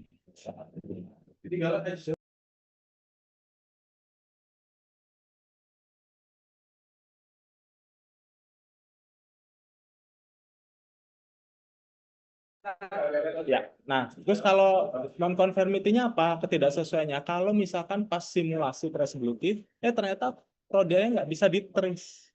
Ternyata nggak ketemu ini laporan produksinya, nggak tahu di tangki keberapa. Nah, itu namanya ketidaksesuaian saat simulasi traceability. Nah, bahan atau produk proses tidak dapat ditelusuri. Apa yang dilakukan ya harus dievaluasi. Mau nggak mau ini kalau di makanan harus bisa ditelusuri, gitu ya. Oke, nah ini untuk contoh gitu ya. Jadi traceability ini ada alurnya, bisa maju, bisa mundur. Maksudnya apa? Jadi kalau alur maju ini ditelusurinya dari bahan baku. Jadi selain produk yang bermasalah, ternyata bahan baku juga bermasalah. Jadi selain dari komplain, kita nerima komplain baru kita telusuri. Tapi kita juga bisa melihat, oh ternyata pas tanggal sekian ini gula atau bahan bakunya ini apa ya, tidak sesuai gitu, bahan bakunya bermasalah, tapi kita udah terlanjur produksi, udah jadi produk. Nah itu namanya traceability maju. Kita cari dari, oh ternyata bahan baku X ini digunakan di line 2 ya, terus jadi produk gitu ya, ada kodenya nomor lot Y. Nah, terus dikirim sampai distributor Z. Nah, ini juga mungkin tadi ya kasus recall gitu ya. Bisa alur maju. Jadi berangkat dari start dan baku sampai produk. Nah, kalau yang mundur itu backward, itu dari produk. Ketemu produk bermasalah, kita telusuri sampai supplier bahan baku. Contohnya seperti itu ya. Nah, ini contoh bagian. Ini contoh saja ya. Jadi sama suppliernya anggaplah ini contoh ya, bukan promosi gitu, bukan kasus beneran gitu ya. Nah, ini contoh finish produknya batch-nya nomor 2023-001. Ditelusuri karena ada yang sesuai. Dia dikemasnya tanggal 16, misalnya 16 Oktober.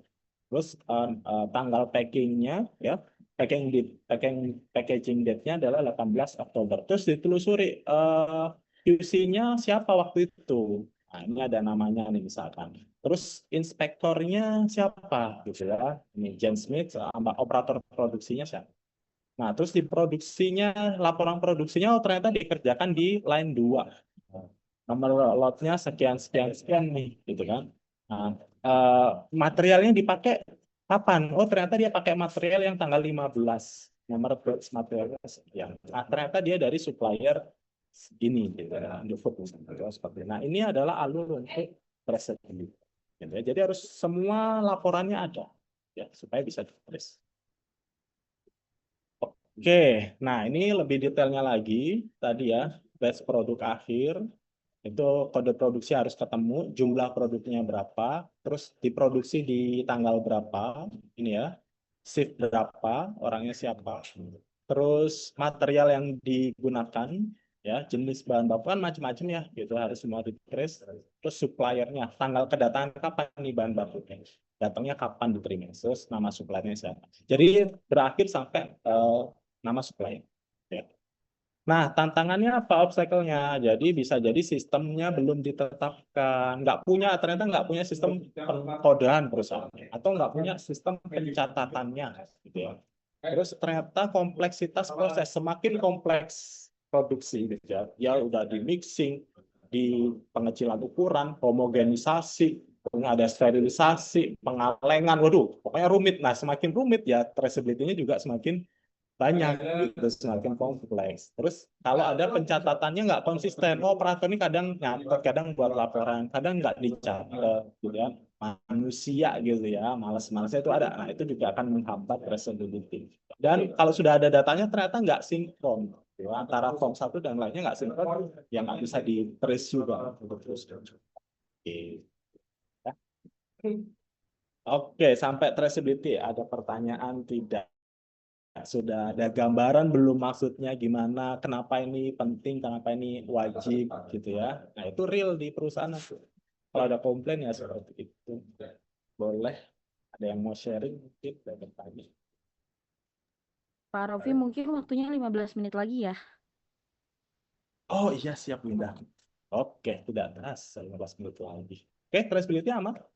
Ini yang nanti jadi QA QC, QA ya terutama. Jadi komplain itu biasanya masuknya di QA.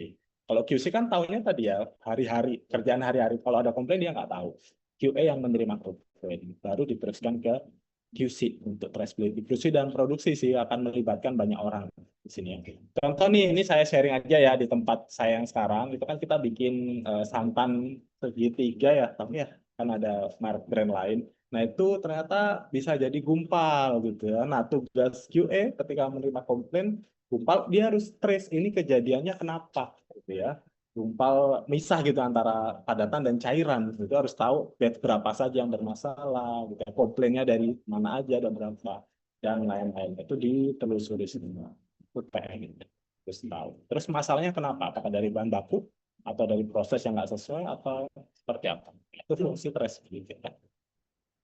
Next, nah yang terakhir ini berhubungan dengan recall ya. Jadi recall ini adalah tadi sempat ditanyakan, ini ujung apa ya, kejadian paling parahnya lah kalau di industri jangan sampai ini terjadi recall, gitu ya. Karena kalau di food ini recall adalah kejadian yang tidak sesuai secara food safety. Jadi makanannya bisa bikin orang sakit gitu ya, itu fungsi recall. Tapi kalau masalah quality biasanya nggak sampai di recall ya kalau produk-produk. Tapi kalau masalah food safety itu sampai di recall. Tapi beberapa case juga masalah quality itu juga bisa di recall. Oke. Nah, bedanya apa nih? Ada yang recall sama withdrawal kok sama-sama aja nih Pak gitu. Nah, di bawah ini moga-moga kelihatan ya. Jadi kalau recall ini produknya sudah sampai konsumen akhir ya, sudah ada di konsumsi, sudah dijual gitu, harus ditarik. Atau kalau B2B dia udah sampai pabriknya gitu ya. Nah, kalau withdrawal, penarikan ini masih di rantai distribusi, belum sampai konsumen akhir. Nah, bedanya di situ ya. Oke, jadi ini persyaratannya, organisasi harus menetapkan target waktu ya, nanti bisa dibaca. Nah, saya translate ke versi slide-nya ya. Jadi ada di klausul 89. Jadi harus ada prosedur penarikan produk. Jadi ada batas waktunya. Batas waktu maksudnya gimana Pak? Ya harus ada kurun waktunya. Best practice-nya itu dalam waktu 4 jam. Produk itu harus di stop dari peredaran dan jangan ada konsumsi, jangan ada yang beli, jangan dijual lagi. Dalam waktu 4 jam itu harus dikomunikasikan semua. Nah, kan kita nggak tahu ya dia dijual di mana dan lain-lain. Makanya butuh BPOM kalau Indonesia. Kita harus infokan kalau produk retail gitu ya. BPOM tolong bantu untuk public warning istilahnya gitu ya. Nanti ada regulasi BPOM yang mengatur recall. Pemberitahuan pada pihak terkait penanganan produk. Nah, ini penting. Kalau produknya udah ditarik, udah pulang ke pabrik, ini diapakan ya. Dan tindak lanjutnya. Masalahnya penyelesaiannya seperti apa? Nah, di industri pangan juga yang sudah ISO, dia ada simulasi juga. Ya, setiap tahun nggak ada kasus memang, tapi kita sengaja melakukan simulasi recall, menghubungi konsumen-konsumen kita untuk melakukan pura-pura gitu ya produk ditarik. Tapi yang dilakukan adalah untuk memastikan kemudahan kita menghubungi customer-customer kita gitu ya. Oke, nah saya mau cerita sedikit nih. Jadi waktu kemarin saya ada studi kasus gitu ya terkait penarikan produk coklat gitu ya merek Kinder gitu ya asal Belgia ya di Inggris dan beberapa negara Uni Eropa. Nah, alhamdulillahnya produk yang terdampak ini dari brand Kinder ini yang masuk ke Indonesia itu bukan dari yang Belgia. Nah, paham ya? Dia kan punya beberapa pabrik, sehingga yang di Indonesia ini aman. Kita nggak terdampak. Tapi kalau yang negara lain yang beredar dan itu berasal dari pabrik yang Belgia, itu sakit orangnya. Ya, karena di produk coklatnya ini terkontaminasi salmonella. Gitu ya. Oke, kalau masih ada waktu, saya coba carikan slide-nya. Gitu ya. Ini berhubungan dengan recall dan traceability-nya. Gitu ya. Ada waktu sebentar harusnya mau.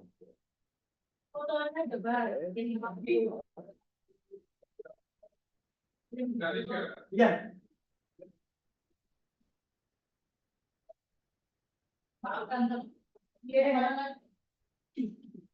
Sambil ada yang bertanya juga boleh ya.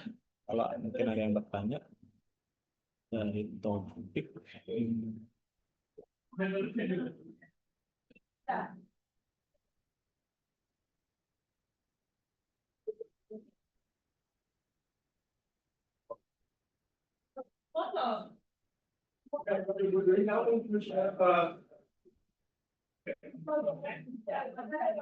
Nah, kalau kira-kira dari teman-teman nih, kok bisa ya ada salmonella di coklat? Salmonella biasanya ada di mana? Yang sudah belajar mikrobiologi, salmonella ada di mana biasanya? Di daging ayam, Pak. Betul, daging-dagingan ya sama telur. Kalau di coklat mungkin nggak, Basi ya? Pernah dengar? Kalau buat case di coklat sendiri menurut saya lebih ke kontaminasi kali apa ya? Entah itu dari alat atau area sekitar produksinya. Oke, baik ya. Ini juga saya kemarin juga baru tahu ternyata coklat salmonella itu bisa tahan di produk-produk tertentu. Salah satunya coklat. Jadi kalau mau search ya, yang buat beberapa penelitian itu ada gitu ya. Jadi salmonella ini bisa bertahan di produk-produk yang AW-nya ini apa ya, semi padat gitulah ya, AW-nya ini nggak terlalu tinggi tapi juga nggak terlalu rendah gitu. Yang pasta-pasta itu ternyata dia bisa awet, dan coklat ini salmonella ini bisa tahan di suhu tinggi ya. Muncul nggak? Nah, ini salah satu tugas sih di saya waktu ini saya sedang di IPB juga gitu ya, lanjut master. Nah, ini salah satu tugas saya dapat untuk studi tesis salmonella di coklat. Ya, kasus recall-nya tadi yang ada di Kinder gitu ya. Jadi kalau mungkin ada yang belajar produksi coklat seperti ini ya, gitu ya, proses-prosesnya gitu ya, flowchart-nya. Nah, saya langsung singkat, kan kita mau telusuri gitu ya. Nah, ternyata PT Kindernya ini juga melakukan traceability gitu ya, traceability di pabriknya. Dari mana ini? Di Belgia nih, di proses mana salmonellanya muncul, kan gitu ya. Kalau kita bicara prinsip traceability, setelah ditelusuri, nah ini agak historical. Jadi di tahun April 2022, 88 dari 101 kasus ya, 10 negara ini dilaporkan mengkonsumsi coklat dari brand tadi Kinder itu apa namanya, sakit mereka ya. Jadi perusahaan A di processing plant B yang ada di Belgia. Nah, itu hasil pengujian orang-orang yang sakit. Mereka positif Salmonella typhimurium gitu. Jadi ada negara mana aja, ada Jerman, Luxembourg, semua ini melaporkan orang-orangnya pada sakit makan coklat tersebut. Nah, berjalanlah di sini mekanisme tadi traceability dan recall. Nah, setelah ditelusuri nomor lot dan lain-lain, ternyata ada di produk A dan B gitu ya. Di semi produk dan finish produknya ini positif salmonella di pabrik gitu ya, hasil pengecekannya. Nah, ternyata salmonellanya ini gitu ya, berjalan traceability ada di buttermilk tank. Hasil swab mesinnya dia positif ada salmonella. Nah, langsunglah ternyata di jalur buttermilk yang diproses gitu ya, itu 15 Desember ini 2021 ya, kan tadi April ya. Jadi sudah ditemukan ini ya, hasilnya positif salmonella, tapi produknya udah terlanjur beredar gitu. Jadi laporan ini sedikit terlambat gitu ya, sehingga harus di recall gitu ya. Ini proses-prosesnya. Jadi harusnya seperti apa pengendaliannya gitu ya kalau ada kasus recall ya. Kalau tadi akan masalahnya di buttermilk positif gitu ya, proses bahan bakunya. Jadi harus seleksi nih bahan bakunya, kemudian jumlah samplingnya ditambah gitu ya. Kemudian kita kenal ada istilah validasi kalau di pabrik. Jadi berarti cleaningnya kurang bersih dong ini kan gitu ya. Dari tangki dan bahannya dia harus validasi ulang gitu ya, dan begitu. Kalau mau cari-cari proses, nah ini ternyata ini ada jurnal penelitian. Nah ini ya, resistensi salmonella bisa resisten terhadap suhu tinggi ternyata. Jadi kan tadi buttermilk, tapi coklat prosesnya panas Pak, ada concing dan lain-lain gitu ya. Nah ternyata ya, coklat dengan kandungan lemak yang tinggi ini mampu menunjukkan ketahanan terhadap salmonella yang lebih tinggi. Jadi semakin tinggi lemak, begitu ya. Nah, dia ini tahan gitu ya. Kemudian jadi kadar lemak yang tinggi, AW-nya rendah, ini salmonella punya sistem struktur protein yang apa ya, jadi jubah gitu ya, jadi perlindungan untuk badannya dia sehingga dia bisa lolos gitu terhadap AISOS. Oke, mungkin seperti itu. Kita kembali ke slide yang awal. Ada pertanyaan dulu untuk quality plan, rencana mutu, traceability, sama recall. Ini saling berhubungan gitu ya. Monggo, masih ada waktu ya Bu ya untuk diskusi. Ya Pak, 5 menit lagi ya Pak. Oh iya. Oke. Atau di luar topik ini juga boleh, yang penasaran dengan ISO atau kerja di pabrik seperti apa, atau semakin berminat atau semakin takut masuk pabrik, aduh kayaknya susah di pabrik gitu ya Bu Winda.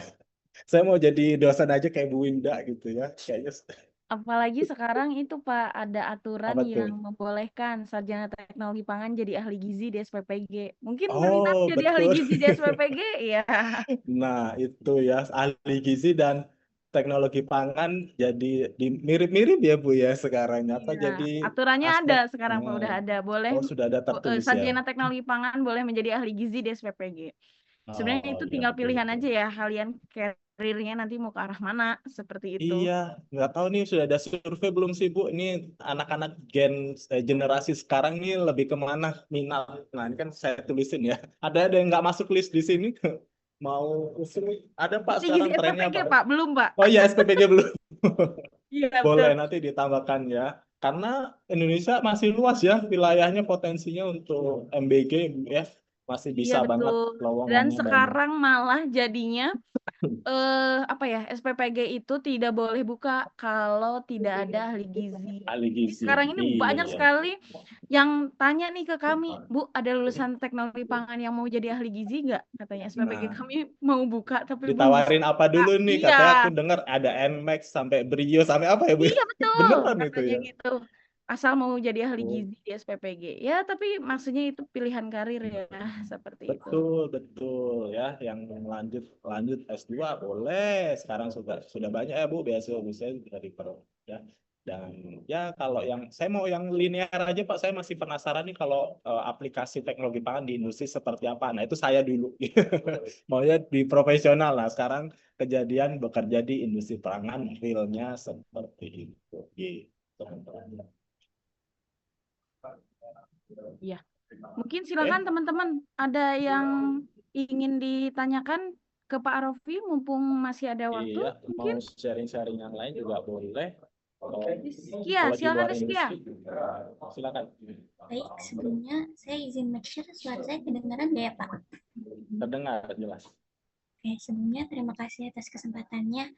Mungkin sebenarnya yang ingin saya tanyakan adalah terkait ISO secara umum sih Pak.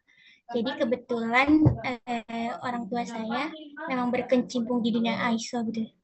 Dan terkait dengan sertifikasi lain halnya. Dan belakangan saya juga sering diajak itu untuk turun langsung melihat proses kerjanya gitu. Tapi saya pikir tantangannya sebenarnya bukan di kepatuhan teknis, justru di skala administratif gitu. ISO sendiri itu kan serinya banyak ya Pak ya. Sedangkan yang saya pahami itu, yang saya ketahui di Indonesia sendiri sertifikasi ISO itu masih voluntary, benar ya Pak? Belum mandatory gitu. Betul, Tapi karena kalau ISO voluntary, cocok. karena skalanya internasional, jadi mungkin kebanyakan industri ngejar sertifikasi ini gitu. Kalau di Indonesia sendiri kan yang mandatory itu yang kita tahu ada CPPOB dari regulasi BPOM sama halal gitu di bawah BPJPH sekarang. Nah, karena balik lagi ke konteks banyak industri yang memang pengen berlomba-lomba gitu mendapat pengakuan internasional biar produknya bisa diekspor.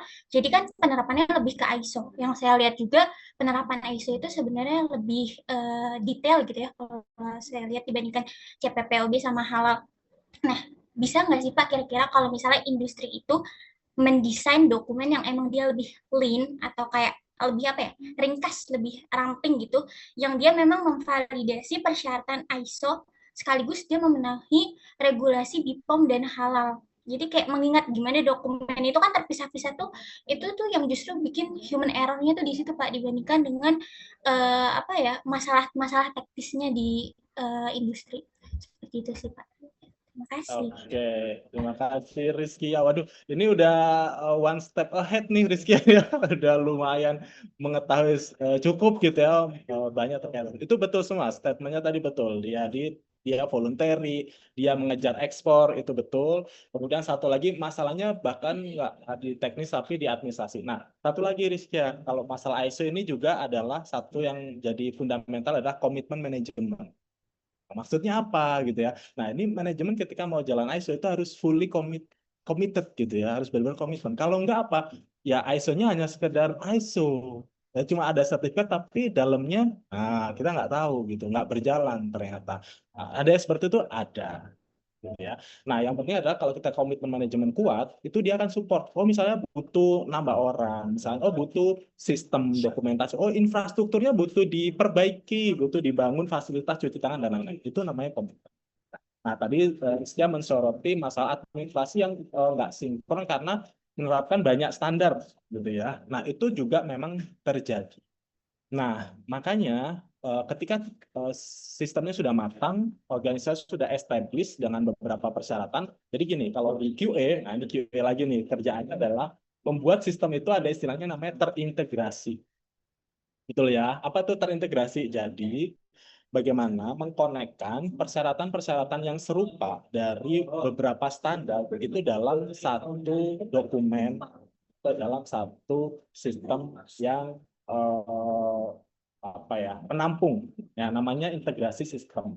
Jadi kalau kita bicara ISO dulu nih ya, ISO kan tadi saya sebutin 2, padahal di luar itu ada lebih dari 2 gitu ya. Nah, ketika perusahaan mengimplementasikan lebih dari 1, mereka bisa membuat sistem itu integrasi. Makanya di ISO yang sekarang start 2015 ke sini itu mereka buat jumlah pasalnya sama, Rizky, 10 pasal. Jadi supaya antara satu pasal dengan yang lain dengan ISO yang lain itu bisa diintegrasikan dan judul pasalnya pun sama. Itu di level ISO. Nah, kalau integrasi dengan BPOM dan SNI misalnya atau halal, nah itu otomatis mereka harus bikin matriks dokumen. Jadi kalau persyaratan tentang recall, nah semua ada recall nih. Nah itu dibuat matriks dokumen. Ada di dokumen apa sih tentang recall, nanti dimasukkan di situ. Jadi bisa diintegrasikan. Makanya di beberapa perusahaan ada bagian sendiri yang namanya integrasi sistem manajemen mutu. Ya, tugasnya itu dia mengelola dokumen-dokumen semuanya gitu ya, bagaimana mengelola dokumen. Nah, saya salah satunya juga di sini juga bagian integrasi mutu. Jadi menyatukan dokumen. Sehingga ketika proses satu ya, ada yang namanya audit internal. Nah, audit internal itu nggak jalan sendiri-sendiri. Mereka jalannya bersamaan. Jadi ketika satu waktu seminggu audit, semua diaudit gitu ya, halalnya, CPPB-nya, ISO-nya, BPOM-nya tadi ya, itu dimasukkan pasal-pasal jadi satu. Jadi auditornya pun harus paham semua standar. Itu namanya sistem manajemen terintegrasi. Nah, tambahan ya, satu lagi ya, terakhir. Perusahaan bisa membuat sistem online. Jadi seperti kalau kita punya namanya DCIS, Document Control Integrated System gitu ya. Itu untuk mengelola semua dokumen-dokumen dibuat online. Jadi kalau mau cari, mau ketik keyword, itu di situ ada. Nah, beberapa sudah jalan ke sana, tapi beberapa masih pakai hard copy. Nah, yang susah ini yang pakai sistem hard copy. Nah, itu mengendalikan hard copy ini lebih susah dari soft copy. Semoga menjawab, Rizky. Terima kasih Bapak. Sama-sama. Bagaimana Bu Bunda? Masih adakah lagi yang ingin bertanya? Oke, baik, mungkin pertanyaan terakhir ya. Silakan Boleh. teman-teman dimanfaatkan. Pertanyaan terakhir untuk Pak Arofi. Sekalian mau survei, masih banyakkah yang berminat bekerja di industri pangan? Coba raise hand atau Coba mungkin kayaknya bisa sudah. raise hand Iya, yang coba berminat masih kerja di industri pangan. Coba raise hand. Yang masih idealis gitu ya, saya mau Yang ingin menerapkan bekerja di ilmu-ilmu. industri raise hand aja. silakan. Hanya bertiga. Oke, ada, masih ada ya. Ada lagi? Banyak Oke, ternyata ya. banyak ternyata, lumayan ya. Nanti bisa sharing-sharing ya. kalau saran saya, kalau ada waktu sama investasi, cari sekarang banyak training-training yang murah ya Bu Winda ya. Nggak Betul. harus nunggu dari Hima, online training pun diakui sekarang. Jadi yang dari ratusan ribu pun ada. Ikut aja itu. Jadi dapat gambaran. Seperti ini kalau kalau ketemu saya kan cuma 2 pasal ya, recall traceability sama quality plan. Kalau nanti di training bisa dapat full, itu jadi bekal. Kalau masuk industri punya sertifikasi itu dilirik lebih. Nah ini untuk yang sudah resen, terima kasih banyak. Boleh diturunkan lagi tangannya. Alhamdulillah, Gitu, ternyata masih alhamdulillah. banyak ya yang berminat kerja di food industry gitu ya. Mudah-mudahan nanti mungkin betul ya teman-teman tercapai cita-citanya begitu ya. Oke, mungkin Pak Arofi mungkin ada closing statement dulu, mungkin dipersilahkan Pak. Oke, baik. Terima kasih Bu Winda dan tim dosen dan juga rekan-rekan mahasiswa gitu ya. Saran saya ini karena masih semester 5 ya, perjalanan ya setengah dikit lagi ya. Jadi fokus dulu ya, fokus untuk menyelesaikan studinya kalau dari saya. Terus kalau dari pengalaman nanti ketika masuk gitu ya dalam dunia real mau kerja, mau studi lagi, yakin gitu ya, jangan ragu-ragu gitu ya, beranikan karena teman-teman di sini itu dibekali dengan ilmu dan pengalaman yang mampu bersaing di luar. Jadi jangan minder, percaya dengan potensi dan tentunya kesempatan akan terbuka luas di sana. Gitu ya, Bu Winda ya. Mungkin dari saya cukup sekian, terima kasih. Semoga kita bisa kerjasama lagi ya di kemudian hari. Saya senang sekali bisa dipercaya untuk sharing-sharing pengalaman bekerja gitu ya utamanya dan di lingkup makanan, teknologi pangan dan keamanan. Mungkin cukup sekian, Ya, Bu Pak Winda. Mohon Arofi. maaf kalau ada kekurangan. Siap, Ya, amin. mungkin mudah-mudahan nanti ada kesempatan untuk offline ya Pak. Apakah mungkin Pak Arofi ke Banten atau mungkin kita jangan-jangan Ke nanti kunjungan industri industri ke boleh. Pasuruan ya? Di Mojokerto, Oh, di Bu. Mojokerto. Ya, Ya, Jawa ya, di Timur LMK di boleh. Mojokerto ya. Siap, siap. Iya, baik. Mungkin sebelum kita ke penyerahan sertifikat, ada closing statement dari pengampu mata kuliah Sistem Jaminan Mutu Pangan kepada Ibu Dr. Fitria. Dipersilahkan, Bu. Baik, terima kasih. Menarik sekali paparan dari Pak Arofi. Terima kasih banyak Pak untuk paparannya yang lebih langsung ke teknis ya. Kalau kita kan biasa di kelas teori-teori, ini langsung di teknisnya. Mudah-mudahan ini pengalaman berharga dan teman-teman, dan kita tangkap ya Mbak kesempatan untuk bisa datang ke Mojokerto.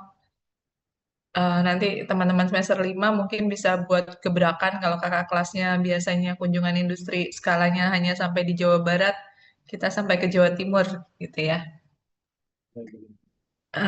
Saya sekali lagi terima kasih Pak Arofi, adik-adik yang juga sudah hadir, terima kasih. Jangan lupa rangkumannya dikumpulkan 1 jam setelah Ibu Winda menutup acara ini. Terima kasih sekali lagi, Bu Winda, terima kasih. Baik, terima kasih Bu Fitria atas closing statement-nya. Mungkin mohon maaf Pak Rofi, kami hanya memberikan, ini ada sedikit sertifikat yang mungkin nanti akan saya share ya Pak ya secara soft copy-nya. Mungkin akan diserahkan atas ucapan terima kasih kami, akan diserahkan oleh Ibu Ketua Program Studi, Ibu Zulfatun Najah. Dipersilahkan Bu. Baik. Ini Bu Winda yang share ya? Iya. Baik. Pak Rofik, berikut adalah sertifikat yang kami aturkan seperti itu kepada Bapak. Semoga nanti ini menjadi apa ya? Semoga kerjasama kita juga bisa nanti berlanjut seperti itu, Pak. Terima kasih banyak Pak untuk waktunya dan untuk wawasannya untuk hari ini. Alhamdulillah Ibu. Terima kasih banyak juga Bu Zulfatun, Bu Fitria dan Bu Winda. Semoga sehat-sehat selalu dan bermanfaat dan juga semakin tertarik ya gitu ya dengan dunia gitu ya keamanan pangan dan sistem masuk gitu ya mungkin seperti itu. Baik, terima kasih banyak Pak Arofi. terima kasih. Akhir kata kita sampai di penghujung acara ya. Lewat sebenarnya di 14.41. Terima kasih Pak Rofi sudah lewat. Tadi perjanjian kita 90 menit selesai. Saya mohon maaf jadi nambah waktu Bapak 10 menit Aman Bu, begitu ya. aman. Ini mahasiswa nih keburu malam mingguan nih kayaknya nih. Oke, baik. Saya ucapkan sekali lagi terima kasih banyak Pak Rofi. Semoga Bapak sehat selalu. Kemudian begitu ya teman-teman ya. Mungkin kita beri applause secara virtual mungkin ya untuk Pak Rofi. Lalu terima kasih banyak Bapak. Sekali lagi kami dari Untirta mengucapkan banyak-banyak terima kasih pada Pak Rofi. Mungkin kita lain kali bisa berkesempatan ya seperti yang tadi disampaikan Bu Fitria. Apakah Pak Rofi mungkin lain kali nanti sekalian ke Bogor mungkin bisa ke Boleh, Banten begitu ya. bisa mampir dikit lagi ya. Mampir meskipun agak-agak jauh ya. Nah, atau mungkin kami nanti yang di lain kesempatan bisa kunjungan ke Mojokerto begitu ya. Amin. Baik. Terima kasih banyak Terima Bapak kasih Ibu. banyak Pak Sampai Rofi. jumpa. Akhir kata saya ucapkan terima kasih. Terima kasih banyak teman-teman yang sudah meluangkan waktunya di hari Sabtu ini dan jangan lupa tugasnya ya betul yang tadi disampaikan oleh Bu Fitria 1 jam setelah saya menutup berarti 14.42 mungkin bisa dikumpulkan maksimal 15.42 ya untuk rangkumannya. Terima kasih. Wabillahi taufiq wal hidayah. Wassalamualaikum warahmatullahi wabarakatuh. Terima kasih Pak Rofi. Waalaikumsalam warahmatullahi wabarakatuh. Terima kasih.